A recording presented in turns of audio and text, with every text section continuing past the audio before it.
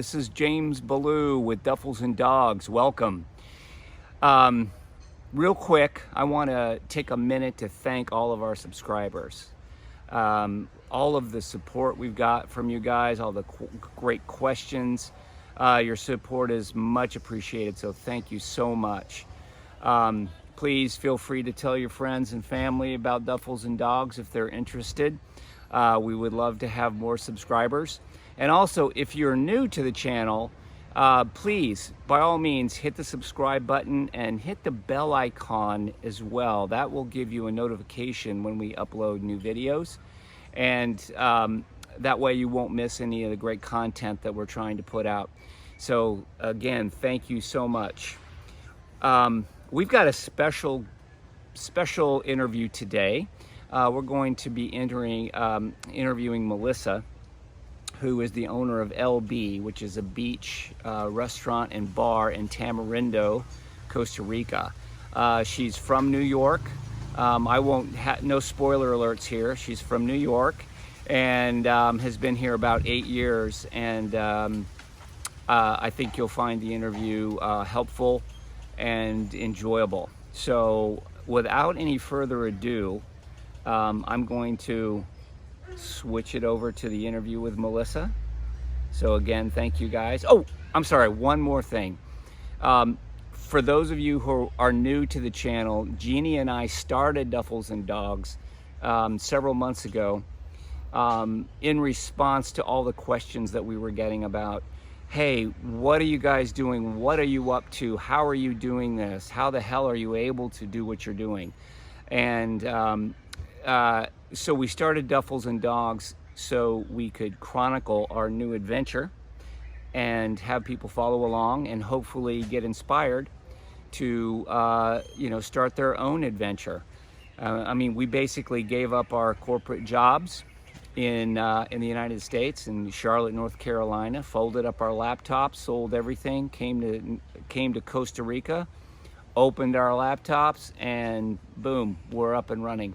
So if anybody's interested in that part of our story, please just give us a comment down below, and we'd be happy to share any information about how we're able to do this and live this lifestyle here in Costa Rica. So again, thank you. Enjoy Melissa's interview. Pura Vida.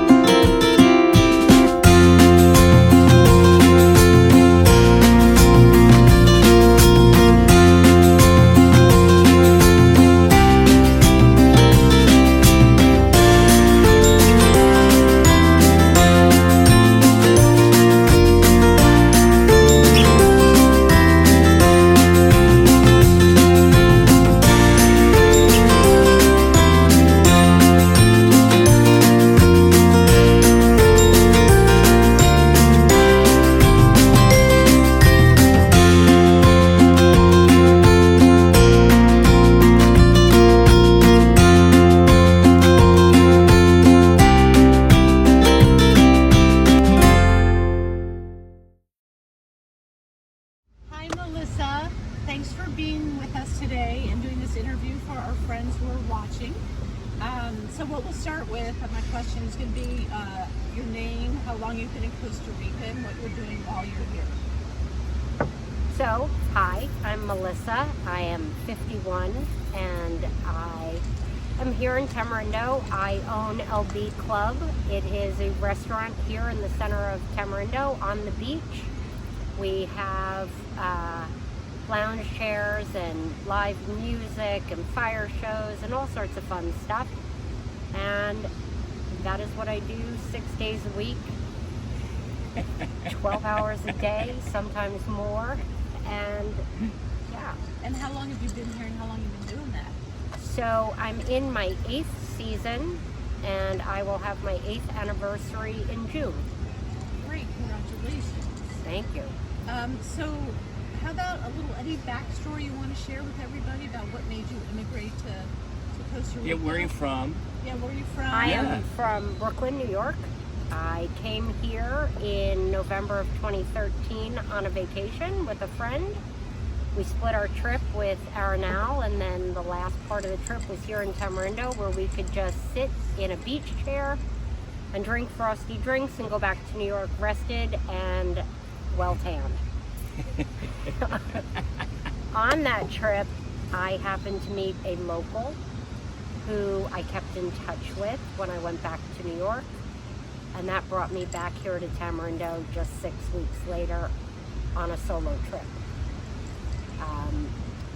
I made that choice based on the fact that the first time I was here, I felt safe. As a female traveler, it felt very secure. And I booked that ticket, and then I called my travel partner and said to her, am I crazy? It was safe, wasn't it? And she said, yes, it was safe. And I said, okay, I'm going back. And came back 6 weeks later. Got it. And then what happened? I mean, how did you enter into this Well, thing? So and back in New York, so what did you do in New York? I had a massage therapy and chiropractic office on Wall Street for over 20 years. Well, this is quite a change. It's a little bit different. Yeah. A little bit different. Yeah. But still, what I did in New York was about as Pura Vida as New York City could get. Yeah. So I'm very fortunate that living back in New York, I had no stress. I was teaching people how to de-stress. So here in Costa Rica, I think I'm doing it just a little bit differently. Our name, LB, is a play on Spanish and English. It is the bee, because you can't say el ser. That doesn't make sense, to be. Yeah. And it's about being present, being right here, right now, and being happy and free. And also comes from that background in wellness of just being here. Nice. So my next question was going to be, and it's kind of wrapped into you being here, but what I ask people, because I think a lot of people watching us have a habit for themselves, which is, was it scary? Were you worried? What were you worried about? And how did you end up in a situation where you're owning a club on the beach? There's so much there. I think there was always a want to live a tropical lifestyle, but I was so comfortable and happy back in New York that I wasn't giving myself that freedom to get here. And on my third trip, which was less than 4 months into having my first trip, I had an opportunity. I found out somebody was selling restaurant equipment. I didn't have any bar restaurant background, but I saw the location of where I could sign the lease for the land and thought, they're in the center of town, like, why not?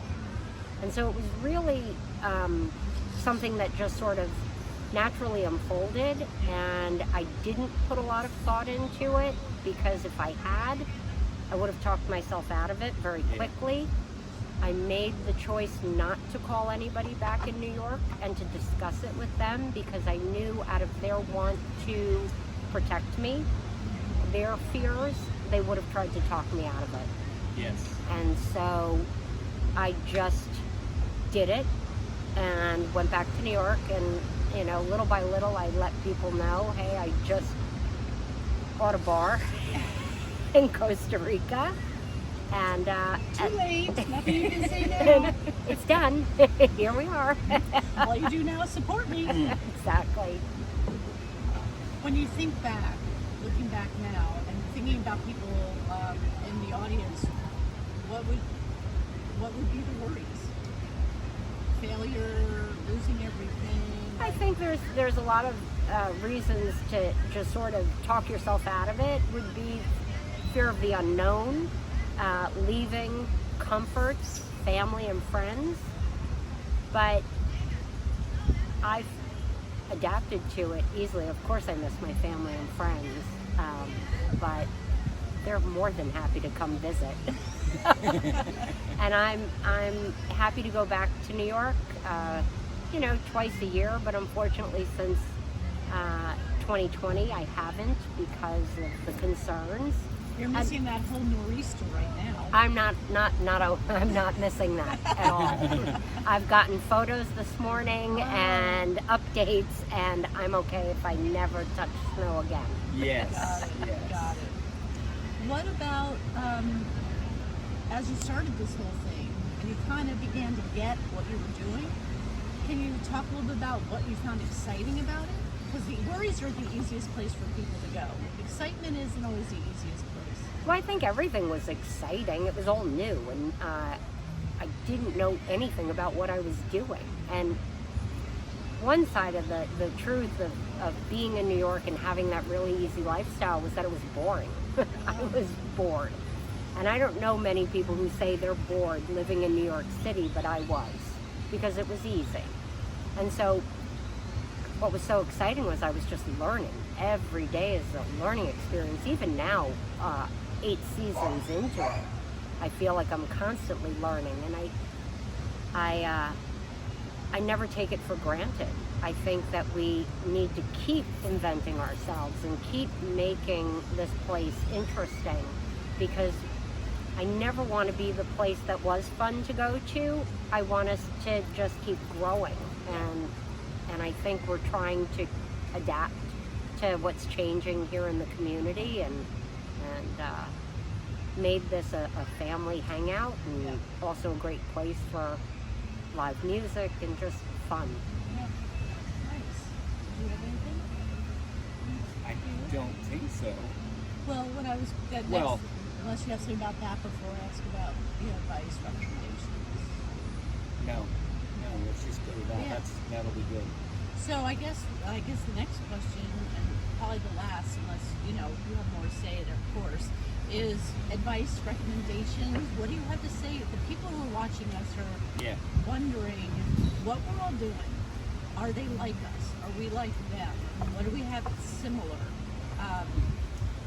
What advice or recommendations can you offer to people who are out there kind of sitting trying to figure out what we're calling the next adventure?